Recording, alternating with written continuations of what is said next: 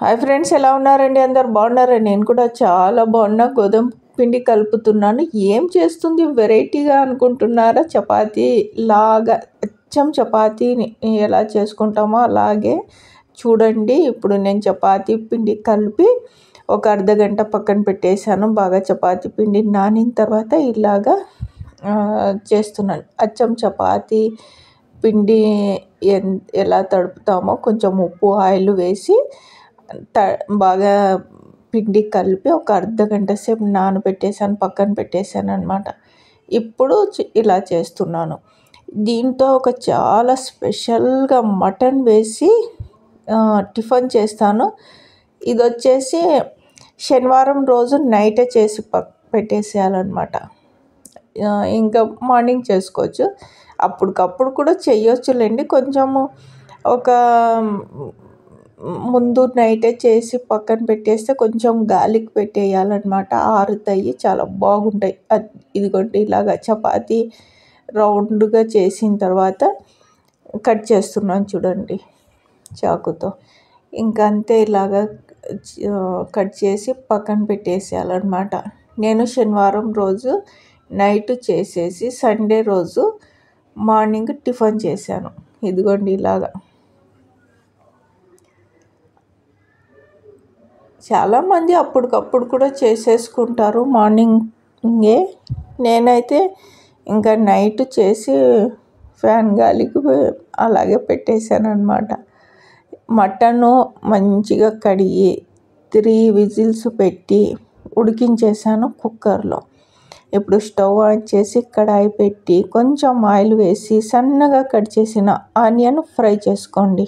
ఓకేనా? దీనికి ఏందబ్బా మటన్ తోటిగా చపాతీలు ఏంటి కన్ఫ్యూషన్ అనుకుంటున్నారా? దీనికి మేము సుత్ర అంటాము టిఫన్. మీరు చూడండి, చేసుకోండి అచ్చం ఇలాగే. చపాతీ పిండి తడిపి కట్ చేసి పక్కన పెట్టేసుకున్నాం కదా నైటే.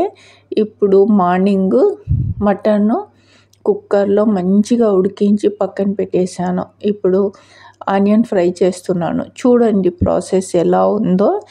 దీంతో ఒక సూపర్ టిఫిన్ అన్నమాట ఇది. కొంచెం పసుపు, తగినంత ఉప్పు వేసుకోండి. మటన్లో వేసేసాను కొంచెము ఉడికించేటప్పుడు ఉప్పు పసుపు వేసి. తర్వాత చపాతీలో కూడా కొంచెం ఉప్పు ఆయిల్ వేసి మనం కలిపేస్తాం కదా, ఇందులోనే కొంచెమే ఉప్పు వేసుకోండి.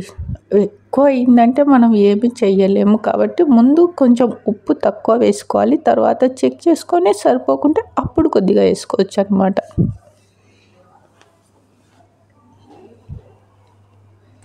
ఇలాగ మంచిగా అల్లం వెల్లుల్లి పేస్ట్ వేసి మంచిగా పచ్చి వాసన పోయేంత వరకు బాగా ఫ్రై చేసి ఆయిల్లో ఆనియన్తో పాటు, తర్వాత పచ్చిమిర్చి టమాటాలు వేసి మంచిగా మగ్గించుకోవాలన్నమాట.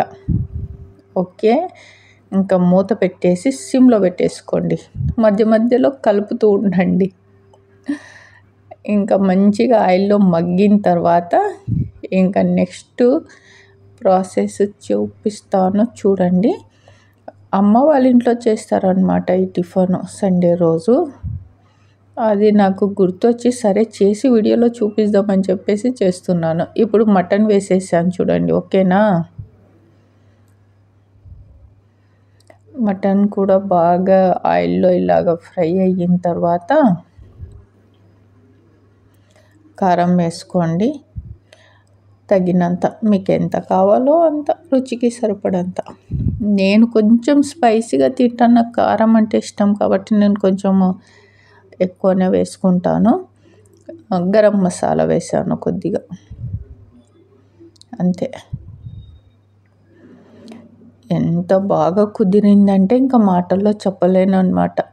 మీరు ఖచ్చితంగా చేసుకొని తినాల్సిందే. ఇదిగోండి చింతపండు పులుసు వేసేస్తున్నాను. చింతపండు నానబెట్టేసాను కదా, ఇంకా బాగా చింతపండు పిండి ఇలాగా ఎంత పులుపు కావాలో అంత వేసుకోండి. ఎక్కువ వేసుకోవద్దండి, మరీ పుల్లగా తినబుద్ధి కాదు. కొంచెం వేసుకోండి చింతపండు పులుసు. తర్వాత ఇదిగోండి నైటే చేసి పక్కన పెట్టేశాను అన్నాను కదా, గోధుమ పిండితోటిగా ఇలాగ కట్ చేసి. ఇప్పుడు ఇవి నీళ్ళు ఉడికేటప్పుడు ఇదిగోండి ఇలాగ ఆరిపోయినాయి అన్నమాట. ఇంకా ఇదిగో ఇలాగ నీళ్ళు ఉడికేటప్పుడు ఈ గోధుమ పిండితో చేసినవి ఉన్నాయి కదా, చిన్న చిన్న ముక్కలు కట్ చేసి పక్కన పెట్టేశాను కదా, వేసేసుకోవాలి ఇందులో. ఇదిగోండి ఇలాగా.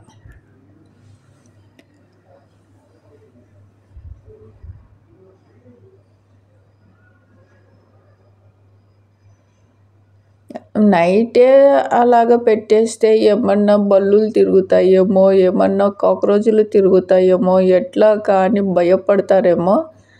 అలా ఏమీ కాకుండా దానిపైన ఒకటి పల్చనిది ఏదన్నా ఒకటి క్లాత్ తో క్లోజ్ చేసి పెట్టేయాలన్నమాట ఫ్యాన్ గాలికి. ఇంకంతే. లేదు అంటే మార్నింగ్ అయినా చేసుకోవచ్చు. ఇదిగోండి ఇలాగా చూస్తుండండి, మధ్య మధ్యలో కలుపుతుండండి. మాడిపోయిందంటే మరి టేస్ట్ అంతా పోతుంది.